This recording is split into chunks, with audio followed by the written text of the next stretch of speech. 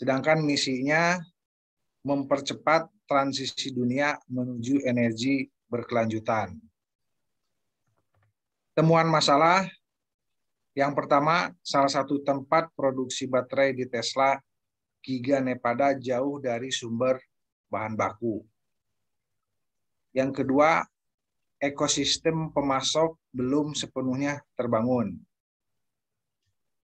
Berikutnya, biaya untuk marketing per mobil yang dijual Tesla adalah $0 ya, $0. Berikutnya, infrastruktur belum sepenuhnya tersedia. Tesla Supercharger, teknis atau bengkel, dan software autonomous atau self driving feature. Nah, berikutnya adalah produk ya. Produk dari Tesla itu sendiri terdiri dari yang vehicles model S, X3, XY, Cybertruck, Roadster, Semi, dan ATV. Berikutnya adalah tipe energi produknya, yaitu dari menggunakan Powerwall, solar roof, solar panel, dan megapack. Sedangkan untuk chargingnya, charging dan supercharge, dan Tesla Bot. Itu mungkin untuk penjelasan berikutnya akan disampaikan oleh Pak Cucup. Silakan. Oke, next. Dan ini adalah total penjualan atau tren penjualan ya. Penjualan kendaraan Tesla yang dikirim ke seluruh dunia ya sampai dengan kuartal ketiga tahun 2021. Ini dalam satuan 1000 unit. Bisa dilihat di sini 2016 itu 75.900 seperti itu, dan seterusnya di 2021 itu 627.350 unit. Nah, ini problem yang tadi disampaikan di awal, ada masalah-masalah yang dihadapi di dalam produksi mobil listrik Tesla ini ya. Nah, di sini bisa dilihat untuk pengadaan bahan baku litium, karena kan untuk Tesla ini menggunakan bahan baku litium, di mana sumber litium ini didapat dari di Gunung Merion di Australia dan di Argentina ya. Jadi ada dua lokasi yang mana berdampak ya, ada flow proses yang panjang dari Australia dan Argentina ini dibawa ke ini ya, ke Cina untuk dikonvert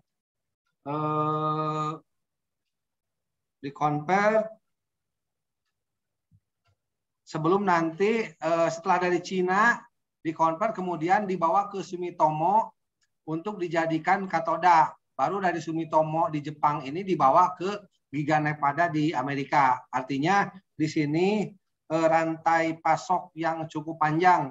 Ada 3 tahapan, mulai dari Australia, Argentina, masuk ke China, kemudian dari China ke Jepang baru ke Amerika. Seperti itu untuk litiumnya. Begitu juga untuk nikel. Nikel di sini, kalau nikel ini banyak pasok dari Australia, Indonesia, Filipina, Kaledonia, dan Brazil ya. Sama ya, ini prosesnya juga cukup panjang untuk jadi bahan baku. Pertama masuk ke Cina, dari Cina kemudian ke Jepang ya, ke Sumitomo, selanjutnya baru ke Amerika, ke Giga Nevada untuk jadi katoda ya, seperti itu. Jadi rantai pasok yang panjang. Nah, improve-nya adalah kita melakukan R&D ya, melakukan R&D dengan Tesla ini membangun pabrik katoda di Amerika Serikat dengan memanfaatkan bahan baku litium tanah liat yang ada di Nevada. Kemudian juga dapat memanfaatkan lithium deposit di Kanada, Amerika Serikat, di Kanada, Amerika Selatan, dan Australia untuk bisa memproses lithium hidroksid. Seperti itu yang pertama. Kemudian yang kedua, untuk Tesla Giga Shanghai yang di Cina, yang saat ini digunakan untuk final assembly untuk Tesla Model 3 dan Tesla Model Y dengan kapasitas 250.000 mobil elektrik per tahun. Dipertimbangkan untuk dapat memproduksi baterai juga ya. Dengan bahan baku katoda tetap diambil dari Sumitomo Jepang. Seperti itu, mengingat waktu tempuh dari Sumitomo dari Jepang ke China relatif tidak terlalu jauh ya, seperti itu. Jadi dibawa setelah itu baru lebih baik dibanding dengan dibawa ke Giga Nevada di Amerika. Seperti itu improve-nya, dan untuk paparan selanjutnya dilanjut oleh Pak Entus ya. Baik, terima kasih Pak Cucup ya. Izin melanjutkan. Jadi tadi terkait dengan solusi ya melalui R&D-nya, dan kita lihat pada slide ini kita masuk pada ekosistemnya. Kita lihat di ekosistem pemasoknya. Ini dari tier 3, tier 2, tier 1 ya, langsung ke OEM. OEM ini adalah original equipment manufacturing ya. Langsung masuk ke dealership ya, network ya. Dan ini adalah ekosistem lama ya. Jadi dan yang baru yang kita lihat di bawah ini, karena ekosistem pemasok ini belum sepenuhnya terbangun, maka untuk mengatasi belum adanya ekosistem pemasok, maka Tesla harus mengembangkan dan memproduksi sebagian besar komponen inti secara internal ya. Seperti ini, komponen intinya seperti sasis kendaraan, baterai ya, dan perangkat lunak FSD ya, FSD full self driving untuk autonomous driving, dengan sebagian besar pabrik Tesla menggunakan robot ya, terutama untuk pengelasan sasis kendaraan, pengecatan dan perakitan baterai. Next. Dan ini bisa kita lihat ya,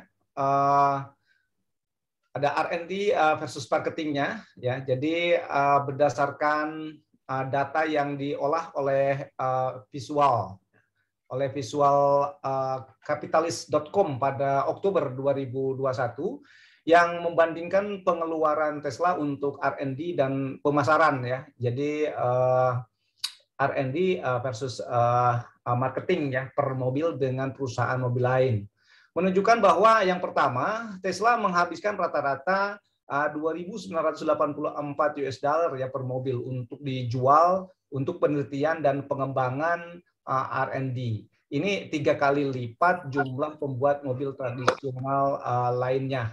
Ya. Kemudian dalam hal periklanan, pengeluaran rata-rata di antara pembuat mobil tradisional adalah $495 per kendaraan, dan sementara Tesla secara teknis tidak menghabiskan apapun untuk iklan. Perusahaan adalah mesin pemasaran yang dinilai sebagai merek dengan pertumbuhan tercepat di dunia ya. Dan Tesla sering mendominasi pers ya dan obrolan media sosial. Nah, keseimbangan pengeluaran antara R&D dan periklanan adalah bagian dari alokasi modal, keputusan yang harus diambil ya setiap bisnis tentunya. Secara umum, lebih banyak R&D dapat meningkatkan dan memajukan kualitas barang atau jasa dibandingkan dengan pesaing. Jika dijalankan dengan benar, ini berpotensi menghasilkan kekuatan yang lebih besar yang akan tercermin dalam margin pendapatan. Sebagai pengganti media marketing, media marketingnya ini memanfaatkan popularitas CEO Tesla Elon Musk ya di Twitter dengan 5,9 juta follower dan akun Tesla sendiri dengan 11,5 juta follower sebagai media promosi utama. Demikian, dan untuk selanjutnya dilanjutkan oleh Pak Muhammad Diki ya. Pak Muhammad Diki silakan. Terima kasih Pak Entus.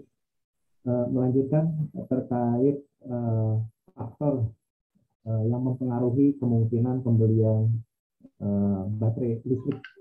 Berdasarkan penelitian oleh John Fisher dan Mark Essery bahwa survei faktor yang mempengaruhi dalam pembelian mobil listrik menunjukkan bahwa hal yang menjadi pertimbangan pembelian antara lain adalah affordability, keterjangkauan, time saving, hemat waktu, charger availability, ketersediaan pengisian daya, familiarity, keakraban dengan teknologi, dan option atau pilihan.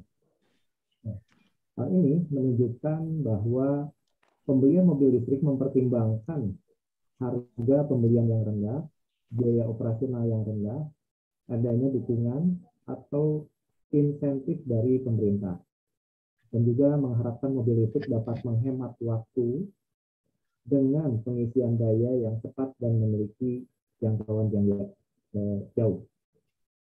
Serta dalam hal ketersediaan pengisian daya, mengharapkan pengisian daya tersedia di rumah, di tempat-tempat umum, di tempat kerja, sehingga mengisi daya ketika ditinggal bekerja. Beberapa di antaranya harus merasa akrab dengan teknologi yang digunakan untuk mendorong pembelian, seperti saat menyewa dan mengendarai mobil listrik. Dengan adanya potensi pembeli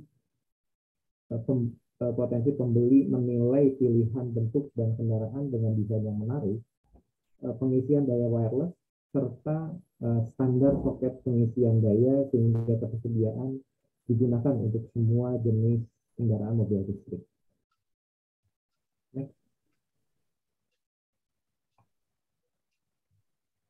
Berdasarkan data yang oleh Jim Rohn telah menganalisis statistik yang dirilis oleh NHTSA Amerika atau National Highway Traffic Safety Administration dan Tesla untuk membandingkan tingkat kecelakaan mobil Tesla dengan mobil lain dalam satuan jumlah mil per kecelakaan. Seperti hal yang ditunjukkan oleh grafik, mobil Tesla cenderung tidak menabrak saat autopilot dihidupkan.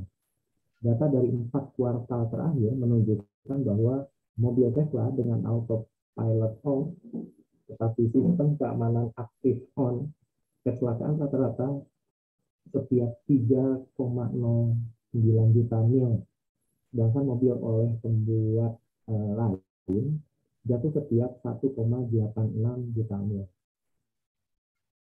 Yang kedua adalah mematikan sistem keselamatan autopilot dan fitur autopilot aktif di mobil Tesla meningkatkan kemungkinan terlibat dalam kecelakaan.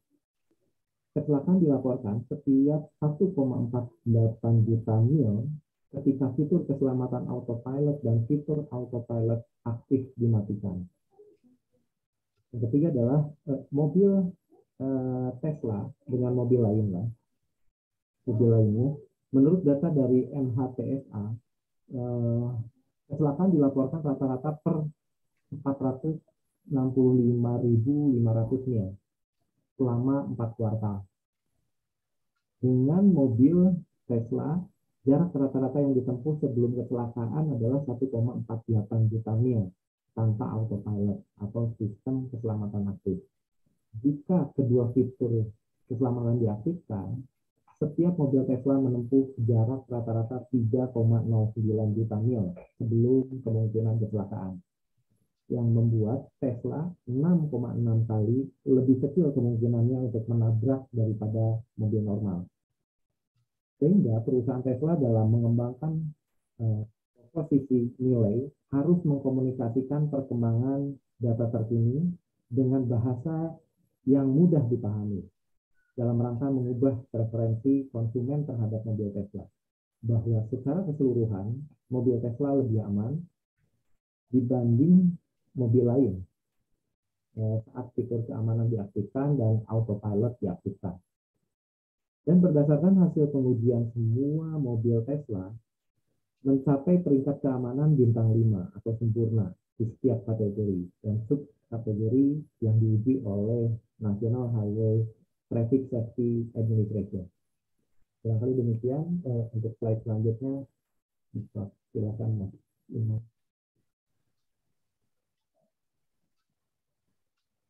Ya, untuk selanjutnya adalah ada beberapa faktor yang menjadi penghambat adopsi dari full self driving atau autopilot. Ya. Berdasarkan penelitian McKinsey Company, yaitu ada beberapa faktor yang menjadi penghambat. Salah satunya yang paling besar adalah di antara konsumen Asia, Eropa, dan Amerika Selatan. Amerika Utara, yaitu bahwa satu, adanya ketidakpercayaan terhadap teknologi yang saat ini belum sepenuhnya mempercayai dan berpikir bahwa teknologi saat ini belum bisa sepenuhnya digunakan, dan berpikir bahwa mengendarai mobil artinya dengan sendirinya itu lebih baik dibandingkan dengan teknologi otomatis. Nah, untuk menghadapi ini, maka dalam rangka penjualan mendobrak ya, untuk penjualan, maka perusahaan Tesla harus mengembangkan tadi proporsi nilainya, mengkomunikasikan bahwa dengan teknologi terkini kaitan dengan tadi data kecelakaan sebelumnya, bahwa menunjukkan bahwa dengan teknologi yang ada saat ini itu sudah menekan ya 6,6 kali lipat lebih aman dibanding dengan teknologi yang tidak menggunakan autonomous. Nah, kemudian bagaimana Tesla untuk meyakinkan juga terhadap konsumen, ya, yaitu dengan mengembangkan chip sendiri ya, chip sendiri dengan kecepatan 9 plop, artinya 36 terabyte per detik. Ini gunanya nanti untuk mengolah dari machine learning. Karena berdasarkan tadi data sebelumnya yang Pak Cip jelaskan, yaitu dari penjualan itu sudah 1.917 sekian mobil yang sudah ada di jalanan. Artinya dengan data tersebut, maka dengan mesin learning yang digunakan, maka dia mendapatkan data yang lebih banyak. Nah, bagaimana dia mengolah data tersebut untuk bisa memberikan sensasi mengendara yang baik? Maka dia mengembangkan chip sendiri, FSD sendiri, dengan kecepatan yang luar biasa ya, 36 terabyte per detik. Artinya ini merupakan chip yang mungkin paling mutakhir untuk saat ini digunakan. Nah, harapannya dengan mengeluarkan chip ini, maka nanti akan meningkatkan kepercayaan konsumen terhadap Tesla, sehingga nanti bisa menaikkan penjualan. Selanjutnya, ini adalah data hasil pengolahan dengan chip tadi, sehingga dengan chip tadi ketika diolah, jadi ini posisi dari otaknya FSD-nya Tesla, sehingga dia bisa mensimulasikan pergerakan ya dengan real time, artinya benda yang bergerak, kemudian benda statik maupun benda bergerak, ini bisa diberi label oleh chip tadi, sehingga mengendara menjadi lebih aman dan selanjutnya. Artinya dengan chip yang tadi bisa mengolah data hampir akurat ya, artinya seperti Google Map, cuman real dalam satuan real time gitu. Sehingga nanti pengolahan data dan ininya menjadi lebih baik seperti itu. Nah, kesimpulannya dari pemaparan yang sebelumnya kaitan dengan penjualan, kenapa tadi dikaitkan dengan rantai pasok dan sebagainya, karena keseluruhan tadi aktivitas yang sebelumnya jelaskan sangat mempengaruhi terhadap harga dari produk mobil listrik itu sendiri. Artinya yang pertama tadi kesimpulannya, untuk memperpendek rantai pasok bahan baku, Tesla harus mempertimbangkan bagaimana untuk membangun katoda itu di Amerika Serikat dengan memanfaatkan bahan baku litium tanah liat, dan juga memanfaatkan litium deposit yang ada di Kanada, Amerika Selatan untuk litium hidroksidanya. Kemudian yang kedua, karena Tesla saat ini kan ada Tesla Giga Nevada dan Tesla Giga Shanghai dan juga di Jerman. Nah, bagaimana kalau Tesla Giga Shanghai yang di Cina ini, yang sekarang digunakan hanya untuk assembly produk saja, bisa dipertimbangkan untuk memproduksi baterai, tapi tetap diambil dari Sumitomo Jepang. mengingat waktu tempuh dari Sumitomo Cina ke Jepang itu lebih singkat gitu. Itu yang kedua. Kemudian yang ketiga yaitu memfokuskan pada fitur-fitur yang mempengaruhi pada pembelian. Artinya tadi sudah dijelaskan oleh Mas Diki bahwa yang paling mempengaruhi tadi terhadap pembelian mobil listrik terutama yaitu harga pembelian yang rendah, artinya kemudian biaya operasional mobil listriknya lebih murah dan pengisian daya lebih cepat serta baterai memiliki jangkauan yang jauh.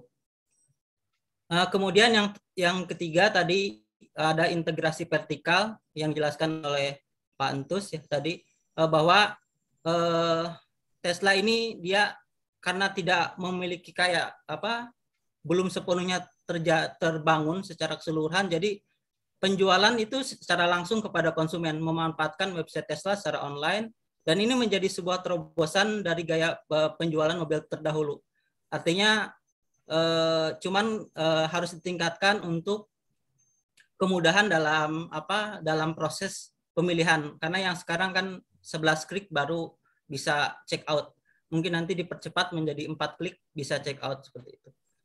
Kemudian selanjutnya untuk mengganti media pemasaran, karena tadi Tesla dibandingkan produk mobil lain, Tesla cuman tidak membelanjakan untuk media pemasaran. Jadi hanya memanfaatkan popularitas CEO Tesla Elon Musk di Twitter dengan 65,9 juta. Artinya media promosi digunakan melalui Twitter tadi. Selain media lainnya. Cuman tadi biaya yang dibudgetkan itu Rp0. Kemudian Tesla juga membuka paten. Jadi harapannya membuka paten untuk mobil listrik dan karena yang sekarang baru dibuka itu patennya untuk mobil listrik dia dibuka, kemudian mungkin nanti untuk produk-produk lainnya, karena yang tadi dibahas untuk saat ini hanya produk mobil listriknya, untuk produk lainnya seperti Powerwall dan sebagainya sebagai pendukung itu juga bisa dibuka hak patennya supaya nanti orang bersama-sama membangun infrastruktur untuk adopsi listrik ini lebih cepat, mobil listrik itu lebih cepat.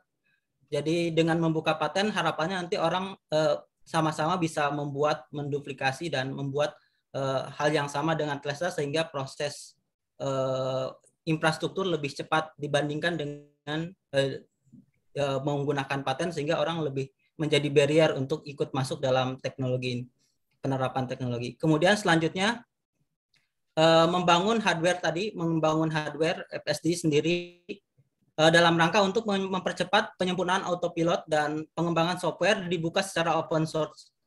Jadi untuk beberapa fitur tertentu mungkin nanti harus dibuka supaya open source, supaya nanti proses pengembangan dan review program dan sebagainya seluruh dunia bisa langsung ikut terlibat dan mungkin bisa menghadirkan solusi baru yang lebih cepat. Jadi mungkin itu dari harapannya saran dari beberapa aktivitas sebelumnya yang mungkin dengan bila aktivitas ini dilaksanakan bisa meningkatkan penjualan dan mempertahankan posisi Tesla sebagai mungkin pionir ya, atau yang paling besar dalam aktivitas penjualan atau mobil listrik atau teknologi mobil listrik seperti itu. Demikian dari kelompok 1. Terima kasih. Assalamualaikum warahmatullahi wabarakatuh.